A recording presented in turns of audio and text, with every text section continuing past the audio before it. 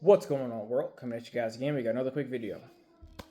The truth about what happened to Nolan Wells. Let's talk about it.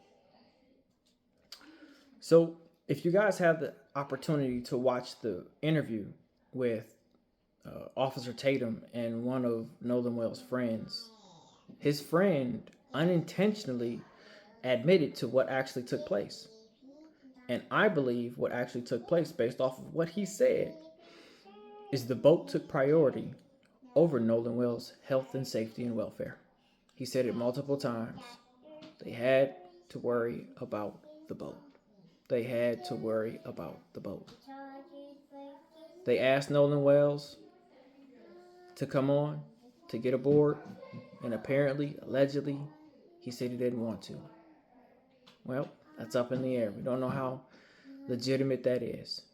But the reality of the situation is Nolan Wells didn't get out there on his own. This island was not a designated area for resources for people to call or to ensure their own safety and security. There were no phones out there. There were no GPS beacons out there. There were no Coast Guard uh, designated areas out there. The reality of the situation is the way you got out is the way you're supposed to get back. That is the cultural norm within that community. Now, you can go above and beyond and say, hey, we live in a stratified society, and Nolan Wells could have asked for help for someone back. Didn't need to necessarily know him. But as it stands right now, unfortunately, it would appear that that was not reliable, which means that the individual who took him out there was responsible for the health and safety of Nolan Wells. To my understanding, Nolan Wells was left without a phone. That means he had no way to contact or facilitate any type of transportation to get him off that island safe and secure. He was left without a life vest, meaning that, the possibility of him drowning was significantly high, given the statements from the individual who was interviewed by Officer Tatum, who said specifically that it's very dangerous out there, that he knows that a couple people, or he knows a couple people that died out there. So, you know, what we have here is a direct representation of neglect. I'm not going to say it was malice. I'm not going to say that, it was vindictive, right? But I am going to recognize it for what it is. Because if he was responsible for taking Nolan out there, or whoever was responsible for taking Nolan out there, did not take into consideration about the factors in which could be applied to make sure that Nolan got home back safe and sound, then they're derelict in their duty and they're negligent in their action of making sure that all their passengers came back home safe.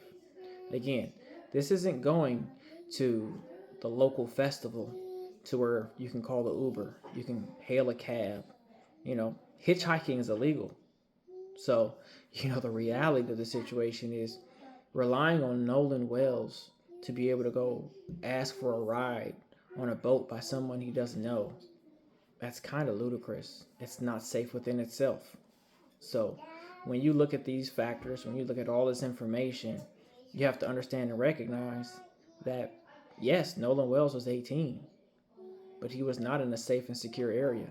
He was not in a designated area in which was designed to help individuals pull themselves up by their own bootstraps. Because in this situation, he had no boots, he had no straps, he had no phone, he had no life vest. He didn't have anything. And that's not to mention the fact that witnesses, including allegedly some of Nolan Wells' friends, have stated that Nolan Wells was intoxicated from drinking alcohol, which means that when they were asking Nolan to get on the boat and he was saying, no, I'm good, I'm going to, chase this girl, I'm going to look after this girl, Nolan Wells wasn't competent.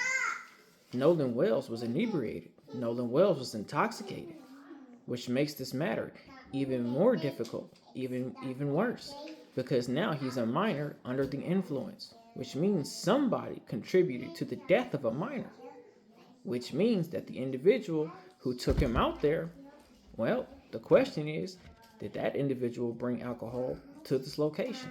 Because if that individual brought alcohol to this location and Nolan Wells drank the alcohol that that individual brought to this location, then that individual, well, I'll let the prosecution and criminal justice system go through that. But that's, like I've said again, wrong. 6 ways to Sunday. But as it stands right now, we continuously find ourselves in situations and places to where specifically people are not being treated as people. Because the last time I checked, a boat is a piece of technology that has insurance and has the capacity to be repaired. You can't repair or replace a life.